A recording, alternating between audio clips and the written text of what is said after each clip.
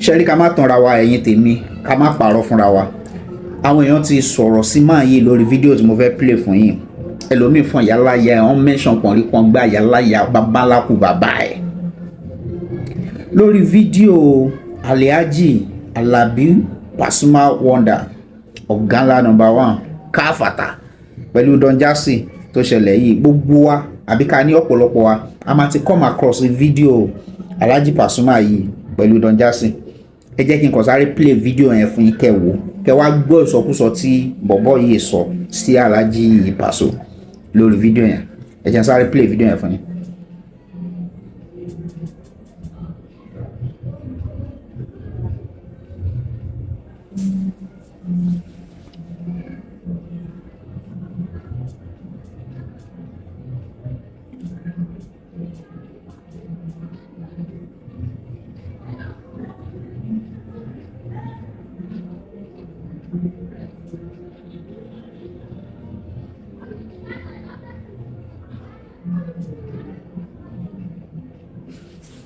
ẹ ti rí fídíò yẹn ẹ wá gbọ́ nǹkan tí ọmọ Karambani ẹ gbọ́ nǹkan tó sọ. ó ní kankan tó fẹ́ fàyọ nínú fídíò yìí o Don Jazzy rè Alhaji Pasuma rè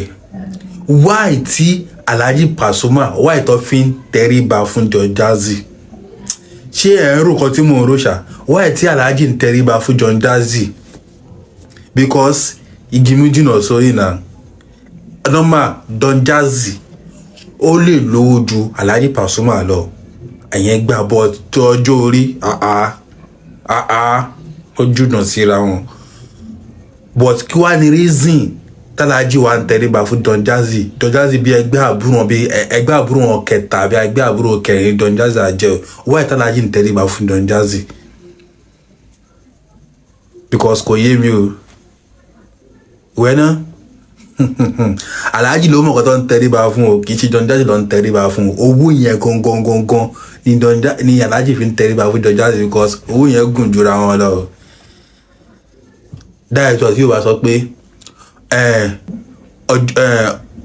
ọjọ́ orí kọ́ lówó ipò lọ̀gá. ẹ ti rí fídíò yẹn gbọ́n nǹkan sí bọ́bọ́ yìí sọ lọ́pọ̀lọpọ̀ ìgbà èmi máa ń wò pé ṣé dandan ni kẹ́lòmíì tiẹ̀ kó kàn láṣẹ fídíò àbí kó react lórí nǹkan tó bá ń ṣẹlẹ̀ because normal everybody mọ Alhaji Wasiu Alabi Pasuma wípé wọ́n jẹ́ nìkan tí Ọlọ́run kan ṣàánú tí tẹríba yẹn pọ̀ àtọmọdé àtàgbà kò sẹ́ni tí Paso lè bend down fún kó fún lọ́wọ́ kó fún lápọ̀nlé tiẹ̀ kó dẹ̀ gba ibi tiẹ̀ lọ èmi ò dẹ̀ rí yẹn ní problem because lọ́pọ̀lọpọ̀ gbà kó pọ́n ọmọdé lé pàgbàlé òun gan máa ń pave way fún yàn not to talk of bẹ́ẹ̀ àbí talent àbí potentials àbí gift tọ́lọ́run bá fún yàn gbogbo kò téèyàn bá wà gan in the first place tó bá yẹ pé ò ní ìtẹríba tí ò lóyà kó máa fún àwọn èèyàn lọ́wọ́ kó máa pọ́n wọn lé kókó yàn mọ́ra wọ́n tún máa rubbish ẹ pẹ̀lú talent yẹn pẹ̀lú gift tó believe pé ò ní tó lè mọ excel tó lè take it to your summit and I don't know why téèyàn kan ṣe máa jáde tó ní Alhaji Paso owó ọwọ́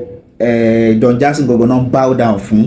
kò ń ṣe pé òun gangan náà pọ́n lé kinní and tẹ́ bá wo fídíò yẹn dáadáa ẹ máa rí i pé Don Jazzy gangan fúnra ẹ̀ Don Jazzy ló kọ́kọ́ kí Alhaji ló kọ́ ẹ wo fídíò yẹn náà ẹ máa check fídíò yẹn mo yẹn sọ̀rọ̀ ẹ máa wo fídíò yẹn Don Jazzy gangan ló kọ́ pé ẹ ra sàn Alhaji pé kí ló kọ́ kí wọn normal Alhaji náà dẹ̀ fún lọ́wọ́ ó fún lápọ̀nlé èwo ní ti àbúrò jáde tó sọ pé owó jowó lọ kinní kan la pé bí ọmọ kékeré ni Don Jazzy jẹ́ sálàjì náà wáyé tán ṣe ń bá fún wáyé tán ṣe ń fún láró àpọ́nlé wáyé tán ṣe ń pọ́nlé wáyé tán ṣe ń kí bẹ́ẹ̀ kò tún wá sọ pé conclusion tiẹ̀ àbí nǹkan tó kàn rí bí ọ̀rọ̀ yẹn ni pé ká má tanra wa náà o Alhaji ló mọ nǹkan tó ń bọ̀wọ̀ fún o owó ọwọ́ ẹ̀ náà ń fún lápọ́nlé ọlá ọwọ́ ẹ̀ náà ń fún níyì nítorí pé wọ́n mọ̀ pé iṣẹ́ júṣẹ́ lọ àwọn èèyàn sọ̀rọ̀ sí bọ̀bọ̀ ìgan tó jẹ́ pé àwọn ẹjọ́ ẹ̀yìn tèmi ẹ bá mi comment nǹkan tẹ́yìn náà bá rí sọ̀rọ̀ ẹ̀ so because ẹlòmíì gan á máa I don't know social media yóò ti kàn ṣáà create a lot of things must you talk. Alhaji Wasiu Alabi Pasuma òun ṣe ní àrífín kò ń ṣe ẹni tó kọ̀ lè máa wà nù sí òkè ní ọ̀hún. Ẹ bá mi subscribe sí Akọ TV, ẹ bá mi like ẹ kẹ́dẹ̀ bá mi ẹ bá mi share, ẹ bá mi comment